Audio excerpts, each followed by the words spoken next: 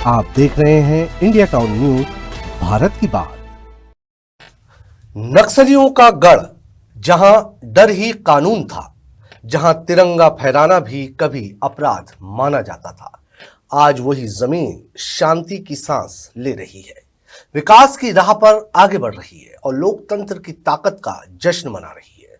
हम बात कर रहे हैं छत्तीसगढ़ के सुकमा जिले की, एक ऐसे इलाका जो कभी नक्सलवाद का सबसे बड़ा प्रतीक था और आज बन रहा है नक्सलवाद से मुक्ति और विकास की नई मिसाल। इस बदलाव के केंद्र में है आईपीएस अधिकारी किरण चौहान, जिनके सशक्त नेतृत्व ने सुकमा की तस्वीर और तकदीर दोनों बदल दी।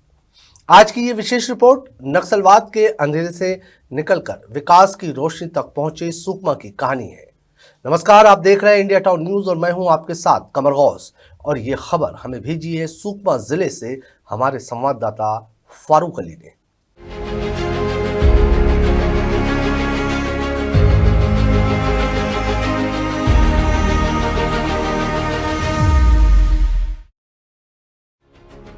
साल 2022 जब आईपीएस अधिकारी किरण चौहान ने सुकमा जिले में अतिरिक्त पुलिस अधीक्षक के रूप में पदभार संभाला, उस वक्त सुकमा नक्सलवाद की सबसे भयावह चपेट में था।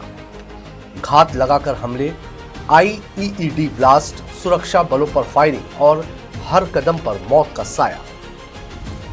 ग्रामीण इलाकों में नक्सलियों का खौफ ऐसा था कि लोग पुलिस से बात करने से भी डरते थे। सड़कें नहीं थी, स्कूल बंद थे, स्वास्थ्य सुविधाएं नाम मात्र की थी और शासन की पहुंच लगभग शून्य।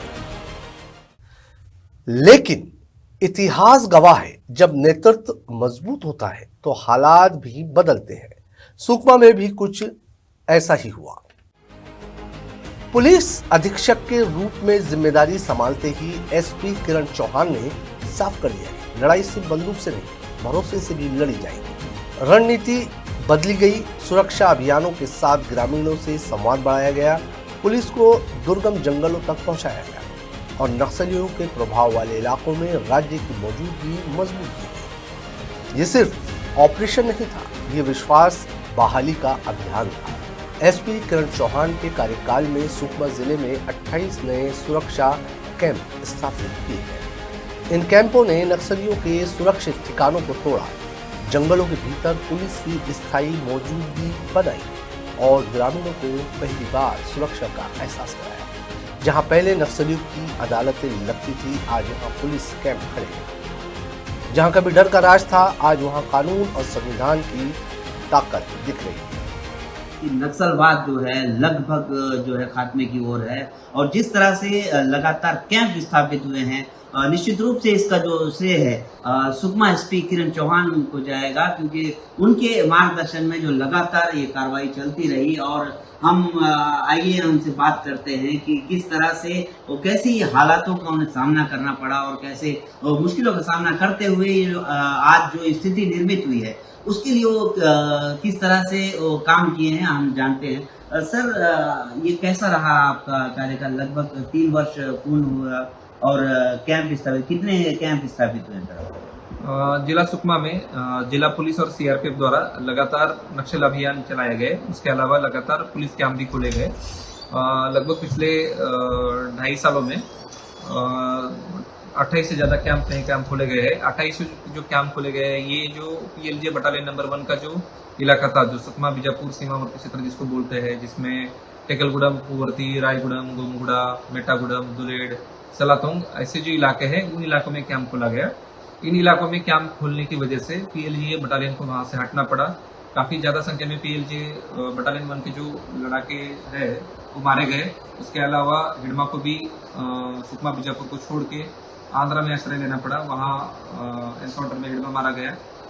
उसके अलावा गोगुंडा वाला जो दरबार डिवीजन का जो क्षेत्र था, उस इलाके में भी मुलेर, परिया, नागाराम, लकापाल ऐसे कैंप खोले गए और काफी मात्रा में ऑपरेशंस उस एरिया में चले गए। ऑपरेशन में जगदीश जैसे लीडर भी वहां मारे गए और हाल फिलहाल में कुंटा इलाके में मंगड़ू ऑपरेशन में मारा गया। इस वजह से जो एक दबाव बना है, उस वजह से गणतंत्र दिवस 2026 के अवसर पर जो 10 नए कैंप खुले थे, वहां पहली बार झंडा वंदन हुआ। वहां के जो ग्रामीण थे उन्होंने बढ़ चढ़कर इस झंडा वंदन में अपना सहभाग व्यक्त किया और इसकी वजह से जो देश की जो लोकशाही है वो और सुदृढ़ होने में मदद मिली है। अगर आंकड़ों की बात करें तो सुकमा में आया बदलाव साफ नजर आता है। एसपी किरण चौहान के नेतृत्व में 771 माओवादियों ने आत्मसमर्पण किया, 499 माओवादी गिरफ्तार किए गए, 76 बड़े और छोटे कैडर के नक्सली मारे गए। ये आंकड़े सिर्फ पुलिस कार्रवाई नहीं है, ये उस भरोसे की कहानी है जो ग्रामीणों का प्रशासन और लोकतंत्र पर भरोसा लौटा है। आपको बता दें कि सुकमा के इतिहास में इस साल का गणतंत्र दिवस खास और ऐतिहासिक रहा। कई ऐसे सुदूर और पूर्व नक्सल प्रभावित इलाकों में गांव वालों ने खुद तिरंगा फहराया, जहां दशकों तक राष्ट्रध्वज देखना भी सपना था। ये सिर्फ तिरंगा नहीं था, ये डर पर जीत का प्रतीक था, ये लोकतंत्र की वापसी का संदेश था और ये बदलाव सीधे तौर पर एसपी किरण चौहान की रणनीति और मजबूत सुरक्षा व्यवस्था का नतीजा माना जा रहा है। सुरक्षा बहाल होते ही विकास ने भी सुकमा की राह पकड़ी। राज्य सरकार की महत्वाकांक्षी योजना नियत नल्लानार के तहत अब सुदूर आदिवासी गांव तक सरकारी योजनाएं पहुंच रही हैं। नई सड़कें, खुलते स्कूल, स्वास्थ्य केंद्र, पीने का पानी और रोजगार के अवसर। जहां कभी नक्सली फरमान चलते थे, आज वहां विकास की योजनाएं लागू हैं। आईपीएस किरण चौहान के नेतृत्व में सुकमा जिला अब भय नहीं, भरोसे की पहचान बन रहा है। बंदूक नहीं, संविधान की ताकत दिखा रहा है और नक्सल से मुक्त भविष्य की ओर बढ़ रहा है। काम के 10 किलोमीटर के दायरे में जितने गांव है उस इलाके में नियत नल्लानार योजना का अमलबजावनी की जाती है।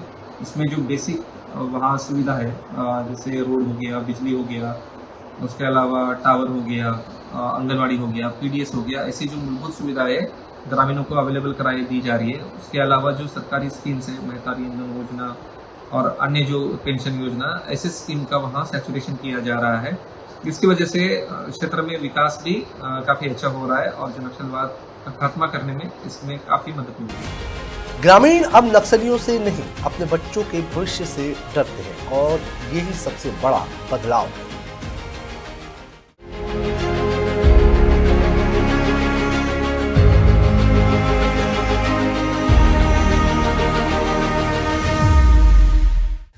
कभी नक्सलियों का गढ़ कहलाने वाला सुकमा आज बदलाव की मिसाल बन रहा है।